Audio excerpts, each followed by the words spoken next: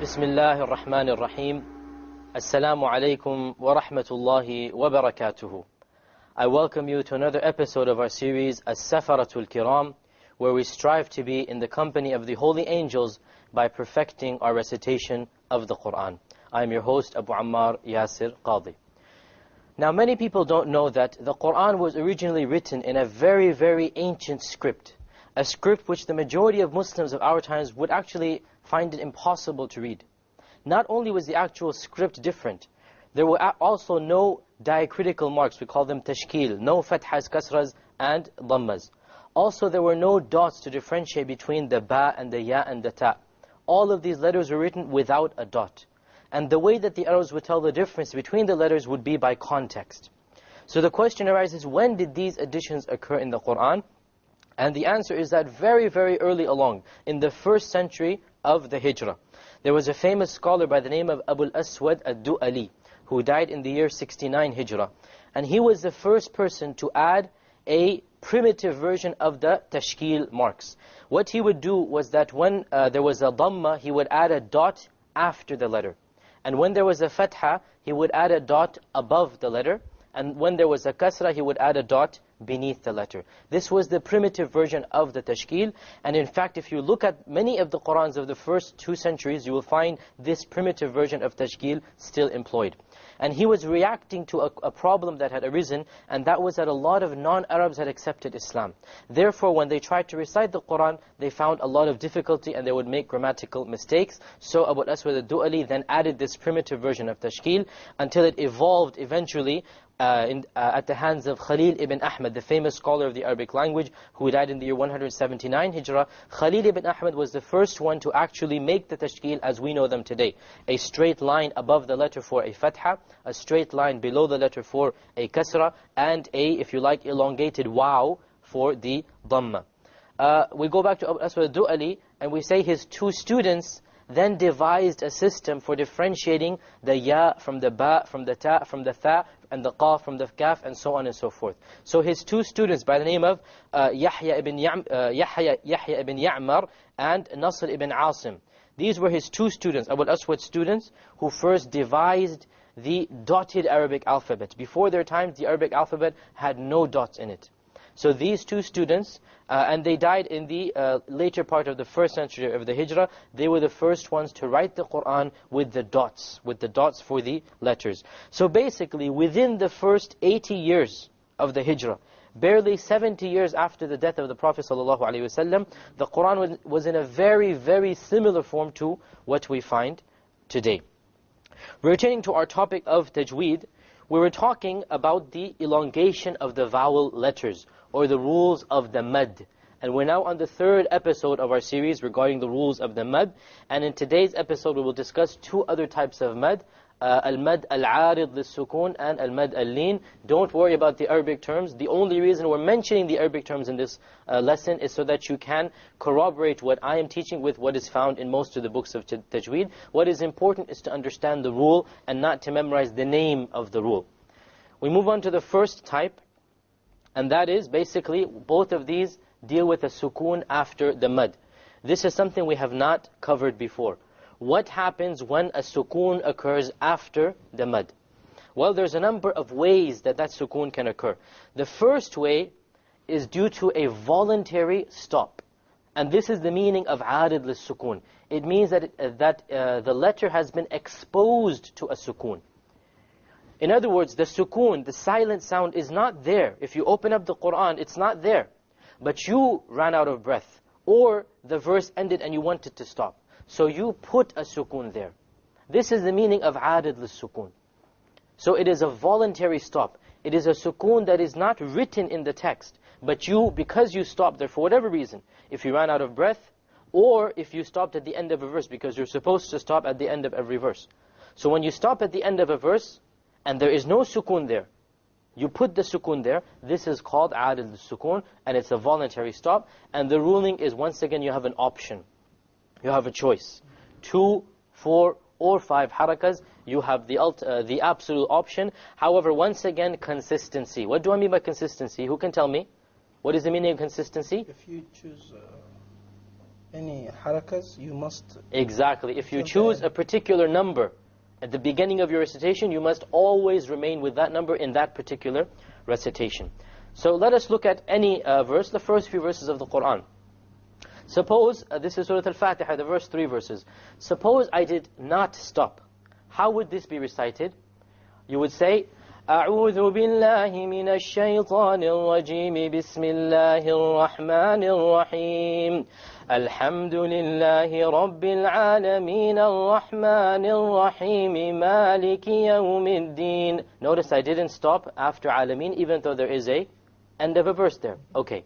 So in reality, there is no sukoon on the noon. Rabbil Alameen ar-Rahmanir Rahim. But suppose I were to stop, as I should stop. It's encouraged to stop at the end of a verse. Alhamdulillahi Rabbil Alameen. This is added lis-sukoon. And in this case, I use 2 harakas. Alhamdulillahi Rabbil Alameen. 2 harakas. But I have the option of doing it 4. Alhamdulillahi Rabbil Alameen. And then I have the option of doing it 5. Alhamdulillahi Rabbil Alameen. There's 5. But whatever I chose here, I should be consistent wherever I stop in the next part. Ar-Rahman Ar-Rahim and Maliki Yawmiddin. So suppose I chose over here 4. By the time I get to the end of this verse, I should also choose 4. And then when I get to the end of the 3rd verse, I should also choose 4. Alhamdulillahi Rabbil Alameen Ar-Rahmanir Rahim Maliki Yawmiddin. 4, 4, 4. This is consistency. If I'm not consistent, if I'm inconsistent, then this is a mistake of tajweed. Okay? So to repeat, a very simple rule.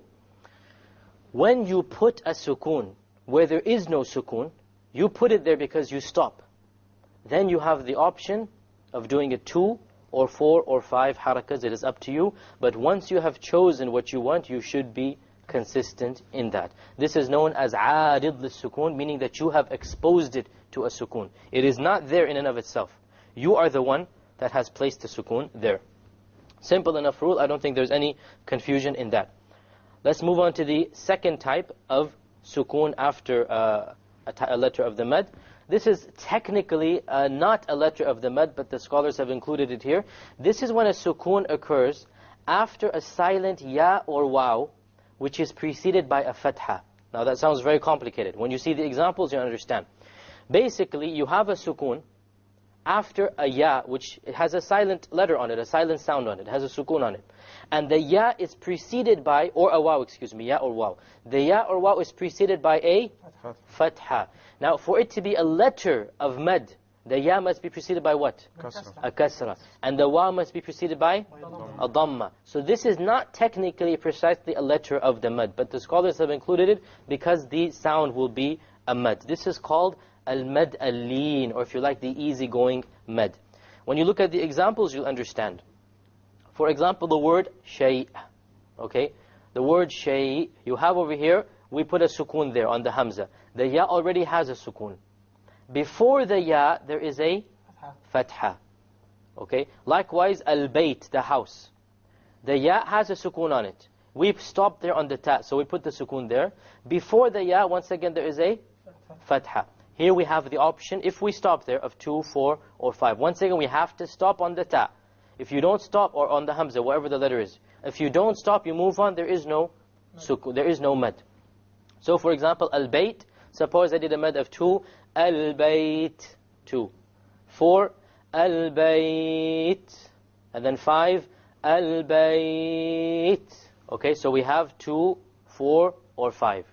We have the option. And once again, as usual, consistency. Once you choose one, every time you reach this type of mad, you should be consistent in what you recite.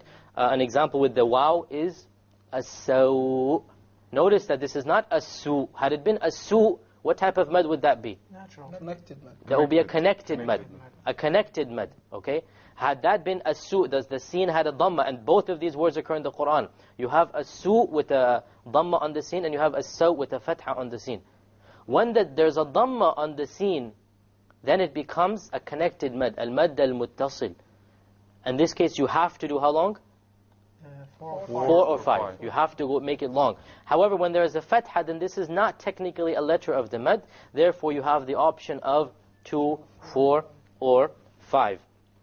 Let me now recite Surah Al-Quraysh, and you listen along with me. Just listen, and we will try to see where we have these mudud occurring. The Ila fi Quraysh, of course, is Surah number 106.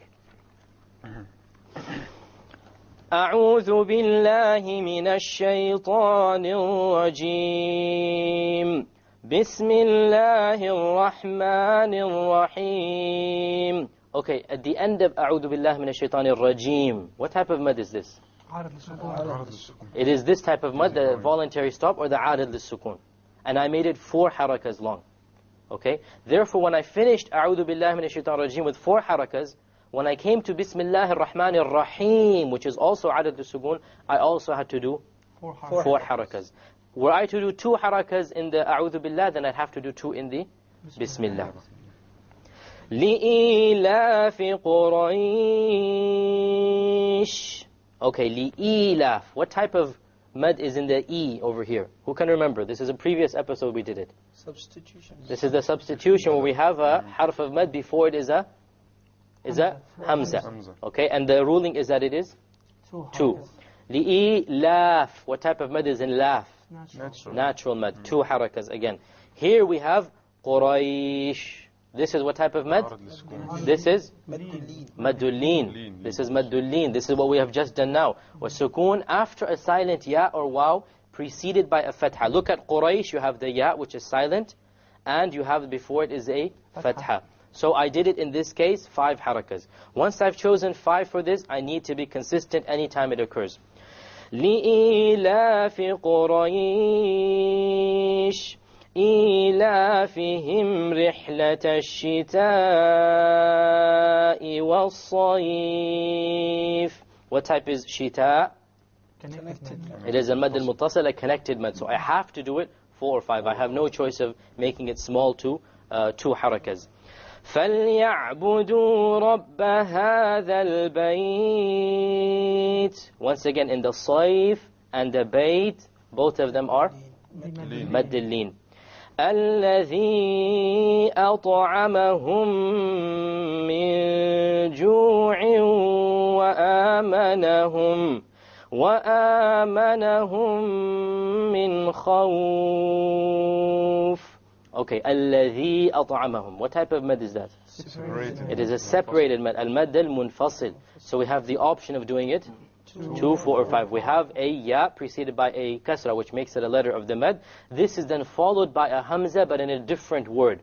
And this makes it a separated mad, which means we have the option of doing it 2, 4, or 5.